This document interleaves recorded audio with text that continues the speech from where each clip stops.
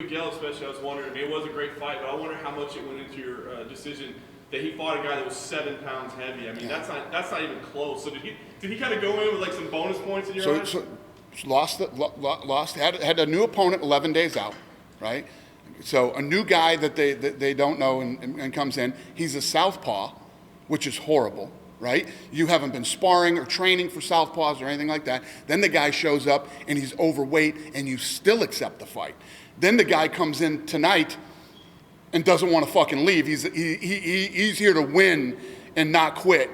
I mean, the kid couldn't have stacked the deck any higher against himself, and he still pulls off the win. He still looked good. His stand-up, his clinch work, his ground game, and his composure. How he took his time with everything. He didn't rush and go crazy. And I think that the kid has a lot of talent, and I think he's got a bright future in the sport. Yeah, like, should I speak into the mic? What's up? No, like, it was a tough fight, and, they changed it up on me. Obviously, I got to go back and, get better, but I really was looking for the finish, and I know Dana is looking for that, and the same. Like, I feel like every fighter should be trying to dominate their opponent. Like, you go in there, and you're not there to how you call it, play touch butt, quote Nick Diaz or, Nate Diaz, but you're there to finish the guy. And I wasn't able to do that, so I was a little disappointed in myself, and I didn't really think, the fight went the way Dana wanted it, and the fact that the contract kind of slipped out of my hand, I felt like that, But, looking back at it, we had a lot of good exchanges.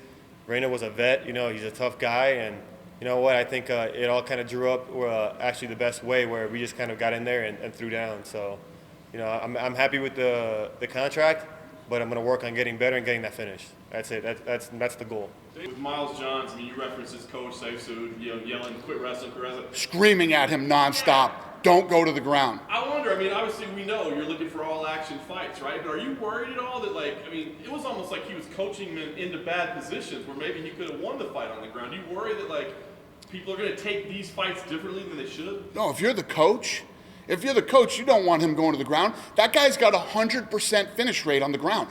Why play into his strengths when you can stand up and stay where he's the weakest? You know what I mean? I completely agree with the coach, but I love the fact that he went on the ground, because if he didn't, I don't know what he's got against a guy like that. The fact that this guy has 100% finish rate and he had no respect for that, dove right in there and didn't get submitted by him, actually controlled everything on the ground most of the time that he was down there. Guy's a savage. I think that guy seriously has a future in this sport. It's just a surreal feeling, just a feeling of relief, Like I wanted to be here. I saw myself standing here, getting that contract, getting the win, and but you never know in the fight game. So it worked out in our favor, how we thought it would. So it's just like, yes, now what's next? As the fight's unfolding, I mean, obviously your coach is famous for his intensity, but I mean, he's yelling at you just like, do not wrestle at any cost. I mean, are you hearing what he's saying? And I mean, did you agree with what he was saying? I mean, how was that playing into how you were fighting?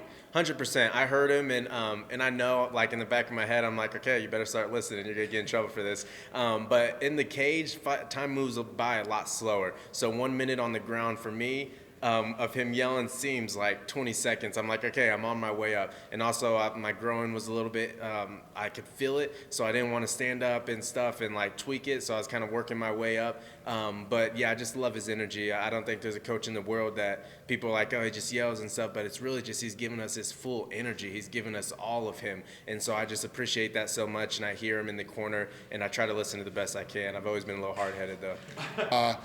I'm looking for guys that when you show up here, we all know what this show is about. This show isn't about this isn't the Ultimate Fighter and you're going to win, you fight all these times and you win a contract. This isn't a fight night or a pay-per-view and stuff like that.